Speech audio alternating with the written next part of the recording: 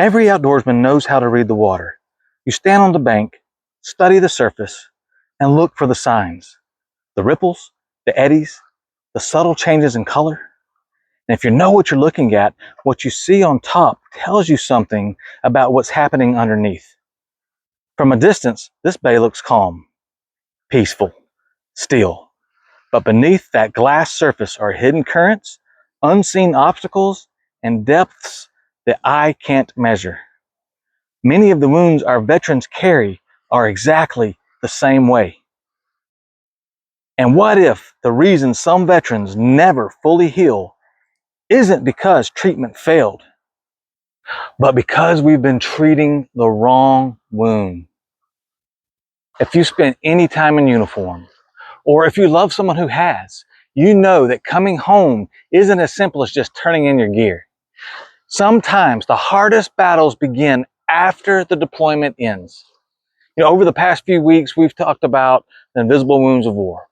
And today we're stepping into a territory that comes directly from chapter 5 of my book, Moral Injury and Redemption. And throughout my years in uniform, ministry, and doctoral research, I've met veterans who did everything right. They attended appointments. They worked through treatment. They followed every recommendation, yet something still felt unresolved. Why? It's because PTSD doesn't explain every wound a veteran carries. To understand why, we have to recognize that PTSD and moral injury are not the same battle. PTSD is primarily rooted in fear. It's what happens when the brain's alarm system becomes stuck in the on position after life-threatening trauma. It constantly scans the horizon and asks, what if it happens again? Moral injury asks a different question. It isn't a battle with an enemy. It's a battle with the conscience. Moral injury develops when someone experiences, witnesses, or participates in events that violate their deepest beliefs about right and wrong. Like PTSD asks, am I safe? Moral injury asks, how do I live with what happened? Or sometimes, how do I live with what I did? Those aren't just different questions. They're different wounds. The challenge is that from the outside, they often look identical.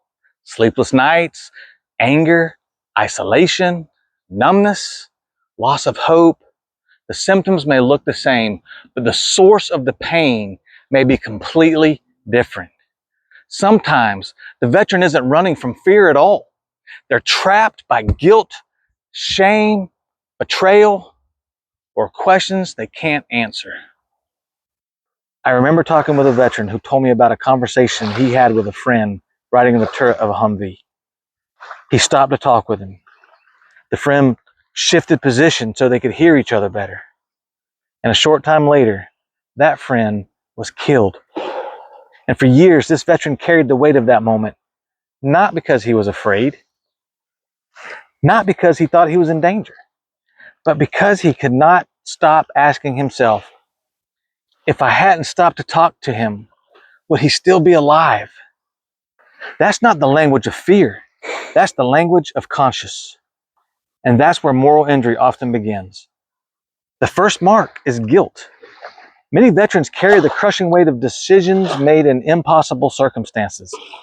Some wrestle with survivor's guilt. Others are haunted by actions they took or actions they wish they could have taken.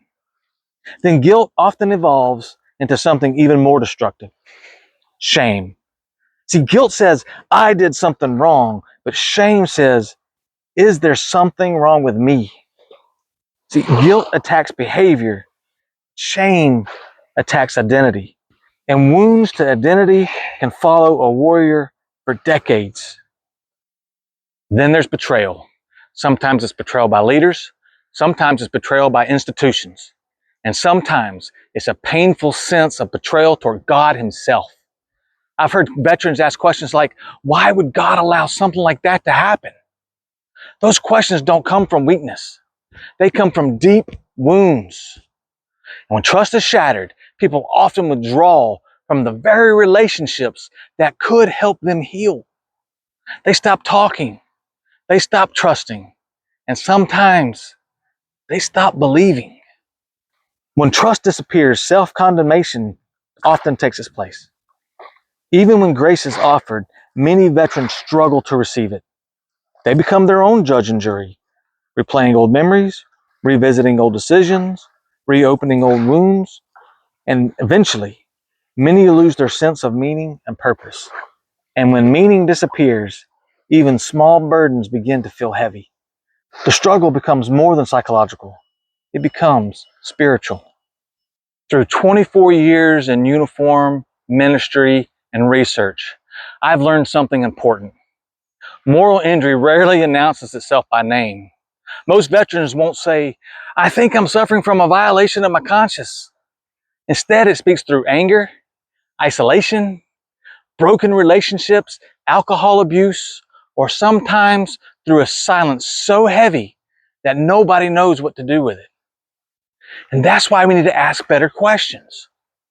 The world asks veterans, "What happened over there?" But healing often begins when we ask, "What did that experience make you believe about yourself?"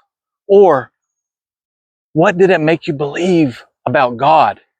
Those questions take us beneath the surface.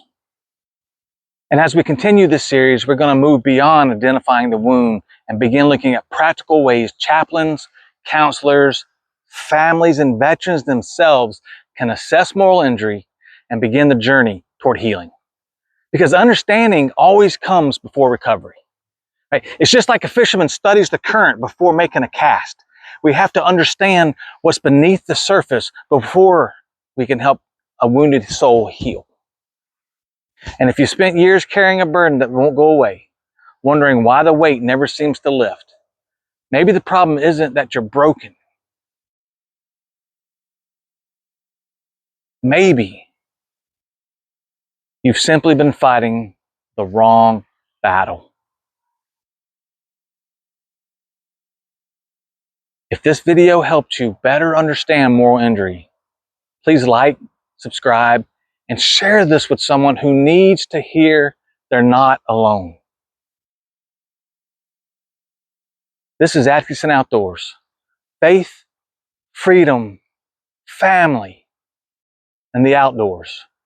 Until next time, leave tracks worth following in the woods and in your life. God bless.